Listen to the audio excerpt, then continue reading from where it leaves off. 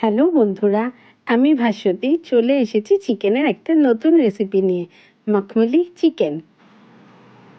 প্রথমে কড়াইতে আমি 2 চামচ সাদা তেল আর 2 চামচ বাটার দিয়ে দিয়েছি।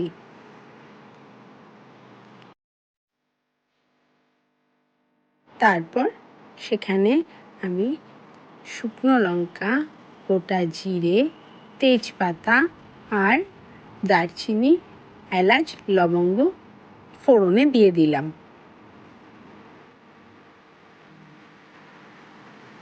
এরপর 5টা পেঁয়াজ, 1 ইঞ্চ সাইজের একটা আদার টুকরো আর 9-10টা রসুনের কোয়া একসাথে বেটে নিয়েছি। তারপর সেই বাটা মশলাটা আমি তেলের মধ্যে দিয়ে সেটাকে কষাতে থাকলাম। এবার ক্লিন করে রাখা চিকেনের টুকরোগুলোকে ওই মশলার সাথে সুন্দর করে কষিয়ে নিলাম। দুর্গাপুজোর নবমীতে ঝটপট চিকেন রান্নার জন্য এটা কিন্তু একটা দারুণ রেসিপি, তোমরা ট্রাই নিতেই পারো। আমায় জানিও কিন্তু কেমন লাগলো খেতে।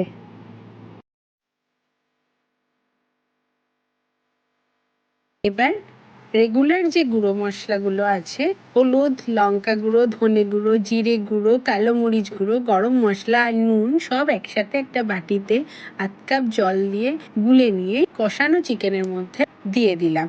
দিয়ে আবার এই চিকেনটাকে ওই মশলাগুলোর সাথে খুব ভালো করে কষিয়ে নিলাম।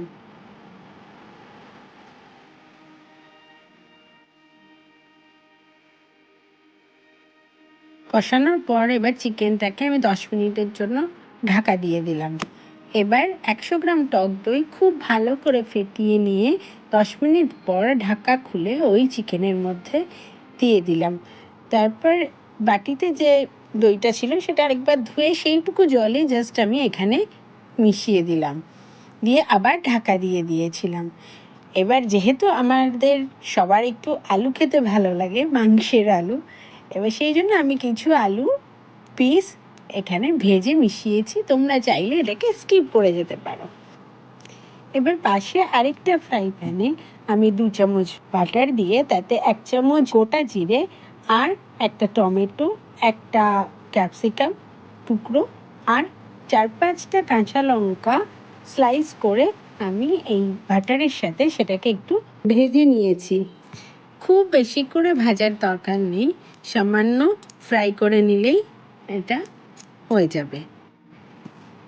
এবার ওই চিকেনের সাথে আমি বাটার আর ফ্রাইড ভেজি পুরোটাই আমি মিশিয়ে দিলাম। এবার টেস্টের ব্যালেন্সের জন্য এখানে আমি 1 চামচ চিনিও মিশিয়ে দিয়েছি। এবার এটাকে বেশ কিছুক্ষণ ফুটতে দিয়ে এরপরে এই চিকেনে আমি প্রায় 4 টেবিল স্পুন ফ্রেশ ক্রিম দিয়ে দিয়েছি। তার সাথে 1 টেবিল স্পুন ঘি আর গরম মশলাও দিয়েছি। এবার ঢাকা দিয়ে কিছুক্ষণ রেখে দিলেই হয়ে গেল রেডি আমার মখমলি চিকেন। এই রান্নাটার সবথেকে মজার ব্যাপার হলো ম্যারিনেশনের কোনো প্রয়োজন নেই, খুব কম সময়ে খুব তাড়াতাড়ি এই রান্নাটা হয়ে যায়। ভালো লাগলে লাইক আর সাবস্ক্রাইব করে দিও। Thank you.